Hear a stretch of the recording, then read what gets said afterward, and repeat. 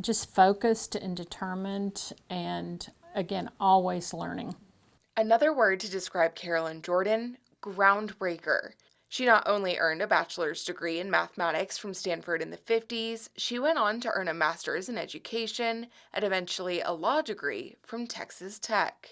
And she didn't quit learning until months before she'd passed away, weeks before she passed away. I mean, she was always reading, always learning.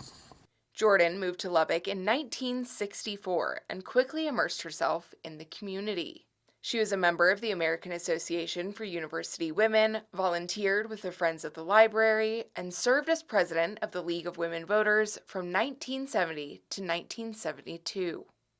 The league was involved in a lot of things that the city was involved in, and she had a lot of people that encouraged her to run.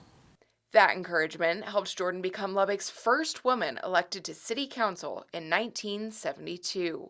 While historic, her tenure was not without its challenges. She wasn't respected, and nobody was in that time. To be a woman and do things that were men's jobs. One of the stories that she told when they had a closed door meeting, she was told, "Why don't you go fix your pantyhose and let the men take care of things?" That didn't stop her, though. During her time on council, Jordan was involved in building initiatives for the Civic Center, Mahon Library, and the Lubbock Preston Smith International Airport. So they'd bring over these books to the house of all the minutes to get ready for the city council meetings. And she would read it cover to cover, make notes, and it was definitely not her way of just being a rubber stamp. She wanted to know what was going on, she wanted to know the details, and she put a lot of work into it.